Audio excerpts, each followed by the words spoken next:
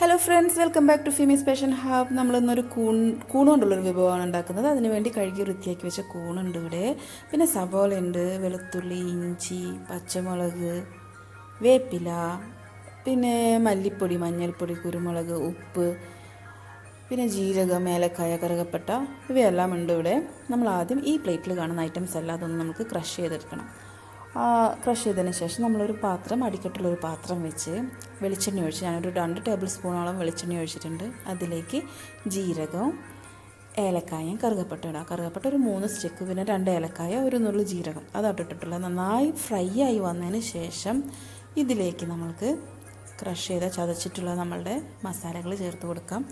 നമ്മൾ നേരത്തെ ക്രഷ് ചെയ്തില്ലേ, വെളുത്തുള്ളി, ഇഞ്ചി, പച്ചമുളക്, സവോള, വേപ്പില, അത് നമ്മൾക്ക് ഇതിനകത്തോട്ട് ഇട്ട് കൊടുത്ത് നന്നായി വഴറ്റിയെടുക്കണം കേട്ടോ.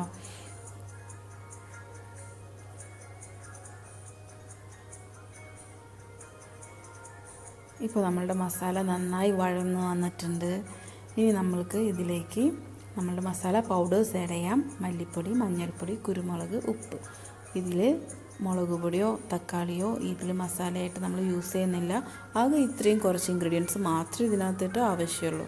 ഇത് നന്നായി വഴന്ന് ഇതിൻ്റെ ഒരു റോ സ്മെല്ലൊക്കെ ഒന്ന് പോയതിന് ശേഷം നമുക്ക് കഴുകി വൃത്തിയാക്കി വെച്ചിട്ടുള്ള കൂൺ ഇതിലേക്ക് ആഡ് ചെയ്യാം.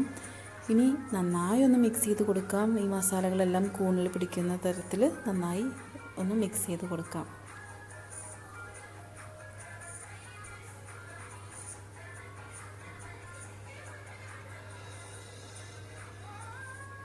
ഇപ്പോൾ എല്ലാ മസാലയും എല്ലായിടത്തും എത്തിയിട്ടുണ്ട്.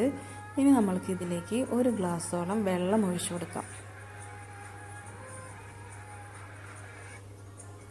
ഞാൻ ഇതെല്ലാം ക്രഷ് ചെയ്തിട്ടുള്ള സെയിം മിക്സിയുടെ ചെറിയ ഗ്രൈൻഡറിലാണ് വെള്ളം എടുത്തിട്ട് 1 ഗ്ലാസ് വെള്ളം ഇതിലേക്ക് ഒഴിച്ചു കൊടുത്ത് ഒരു 5 മിനിറ്റ് ഇതൊന്ന് ബോയിൽ ചെയ്ത് വന്നു കഴിഞ്ഞാൽ നമ്മളുടെ കൂൺ റെഡിയായി കിട്ടും. എനിക്കിവിടെ ഒരു സെമി ഗ്രേവി ആയിട്ടുള്ളൊരു മഷ്റൂമാണ് വേണ്ടത്. അതുകൊണ്ട് ഞാൻ അധികം വറ്റിച്ചെടുക്കുന്നില്ല. ഇനി ആർക്കെങ്കിലും ഡ്രൈ ആയിട്ട് മതി എന്നുണ്ടെങ്കിൽ ഒന്നും കൂടി വറ്റിച്ചിട്ട് യൂസ് ചെയ്യാം കേട്ടോ. ഇപ്പോൾ എനിക്ക് വേണ്ട രീതിയിലുള്ള ഇത്ര ആയിട്ടുണ്ട്. ഞാനൊരു നുള്ളു ഗരം മസാല ആഡ് ചെയ്ത് കൊടുക്കുന്നുണ്ട്. ഇതും കൂടി ആയിക്കഴിഞ്ഞാൽ നമ്മളുടെ കൂൺ ഇവിടെ റെഡി ആയിട്ടുണ്ട്. ഓക്കെ, എല്ലാവർക്കും ഇഷ്ടപ്പെട്ടു എന്ന് വിചാരിക്കുന്നു. സോ സിമ്പിൾ റെസിപ്പിയാണ്. എല്ലാവരും ട്രൈ ചെയ്ത് നോക്കണം, ഫീഡ്ബാക്ക്സ് അറിയിക്കണം. Thanks for watching. Bye bye.